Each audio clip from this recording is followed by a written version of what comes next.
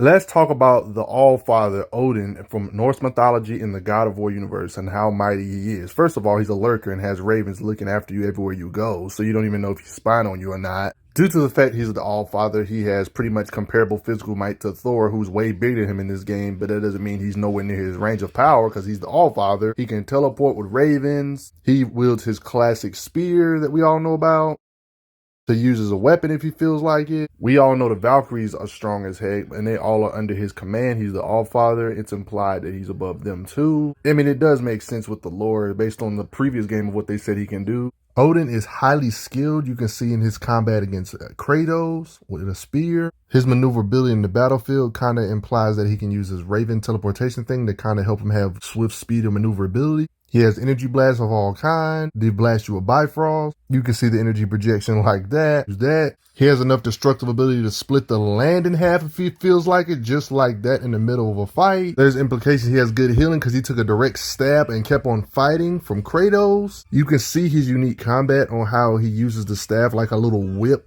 type of thing right here in this particular occasion. He's not afraid to use ravens in combat either. I mean, the fact that there was literally a 3 versus 1 to let you know how mighty he is. Kratos, Freya, another deity, and Atreus, another deity / giant. He just has a vast amount of different abilities like fire manipulation, like in this occasion, can blast with literal fire. He can also produce ice when he feels like it when it comes to magic and just mix them in together when he wants to with the different versatility Odin can produce. The thing about him that's scary is his versatility. He's not just raw blunt power, which he has a lot of, but he has magical abilities that's pretty freaking impressive also. Odin seems to be able to bless his army directly, like how these Valkyrie, for example, literally say, All-Father, grant us the strength we seek in your name, so that he can just bless his army if he wishes. That's Odin. That's one of the reasons why he can imprison actual deities in personal prisons somehow. So it lets you know that his enchantments or whatever is pretty good to be able to do this to powerhouses like Tyr. So yeah, he has crazy stuff. I mean, don't forget, he was able to do this to Mimir with some type of weird stuff, like got him like engraved in the tree to the point where the only way to free him is to cut his head off. Proof Odin did it. The fact that there's no weapon, not even Thor's hammer, could free his body from these bonds, bro. He can do stuff like putting black breath on mountains to where if he don't want you to go somewhere, he can make it to where you ain't going up there, even if you're a powerful magic user. My magic is useless against the black breath, and there's no way around it. He can keep other gods trapped based on some special spells. And this is what happens when you actually try to leave the realm when he got you magically stuck to a certain realm, aka Midgard for Freya in this particular occasion. It will literally drag her back. He trapped her here all because the greatest threat to the Aesir was the Vanir deities, aka Freya, and since she had separated from him and the peace between Vanir and Aesir was kind of in shambles, he was petty enough to trap her here so they can't ever make the peace right again. Or she can never make the peace right again. Petty, right? She can get around it by turning into a creature, but this form is limiting and she can't really access her true power like this little bird state. So look at all this bullcrap they had to take apart in order for her to get free from all this Odin curse her to the Midgard realm and stuff. In order to keep Freya bound, there was like multiple different sources of magic that bind her from different places. Matter of fact, the curses that she got placed on by Odin only weakened because of this winter, the super winter or whatever. And even though those curses got weakened, she still needed help to break them. He literally got a curse that kept her from defending herself. Let's not forget that Odin can put protection around beings to where they can withstand the blistering cold of Helheim, just like that. Freya is actually the one that taught Odin a lot of magic, but she didn't teach him everything. So Odin wanted that protection spell around himself so he would pretty much be invincible, like how Balder couldn't feel pain, physical or magical, but that curse got broken, of course, and it drove him mad, so she didn't want to do that spell to Odin. The same one for Balder. She said, nah, never again, never a Balder situation again. When it comes to the realm of Vanaheim, Odin drove a lot of folks away. It was so much to the point where Freya couldn't even believe someone could do this much damage. Thanks to Freya, he seemed to know some type of binding spells like this. Kratos and Atreus was kind of trapped temporarily until they got aid from Freya. You see him just chilling as they're just tied down. Even Freya, somebody that's better when it comes to pure magic, had him in a binding spell like this. But even then, when he's in this spell, he's not completely useless because even when he was binded, he still was mighty enough to break out of it and do all this to the ground. Even when his staff is not in his hand, he still can produce shockwave blasts like this out of his body.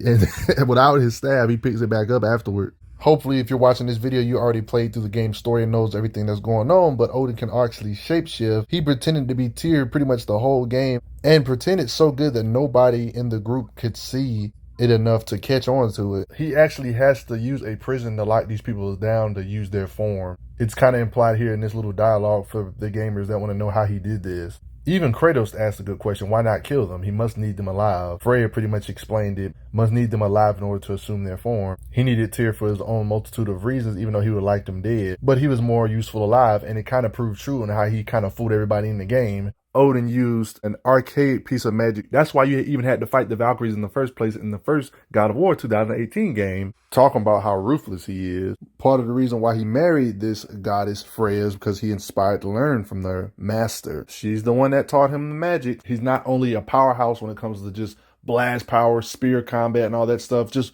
brutish type stuff. That's why he actually knows magic. Even though her magic was way stronger than Odin's, he learned her vulnerability, spending so much time together in their marriage.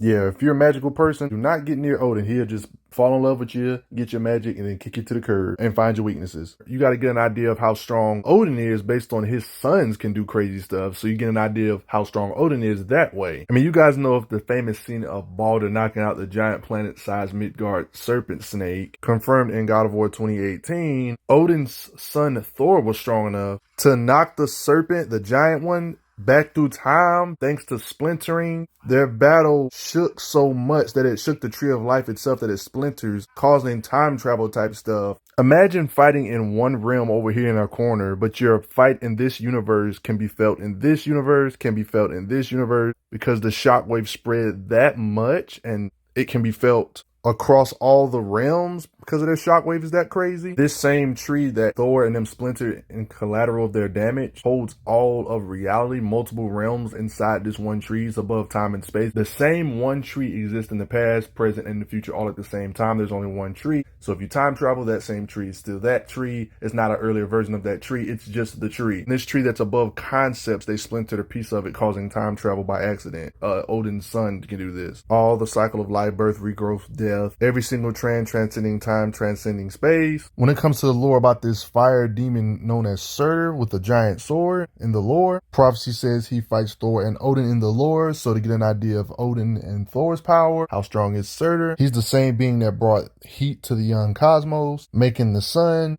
a being that's the source of all the suns and stars. If the legend is to be believed, and Odin is battling a being like this, him and Thor. Just for reference, guys, there's like billions of stars in like one galaxy. So imagine how many stars in the entire universe. So they can compete with beings that have the power to create billions and billions and quadrillions and gazillions of stars. They could probably spit on the planet and accidentally blow up if they felt like it. But that's not even the most impressive of Odin's feats. This dude literally defeated a cosmic being, the father of the universe. Odin fought such a being, even they said stabbing him. Because in the beginning, there was a great void known as the Gunungagal. This is back before there was even realms, only primordial forces, forces of nature. All the different elements like fire, ice, in the void they met and produced water and extra stuff, a mystical lifeblood, something entirely new. That's how Ymir took form, the first giant. He became a being of pure creation and chaos. This being is the mother and father to all that came after. Every god, beast,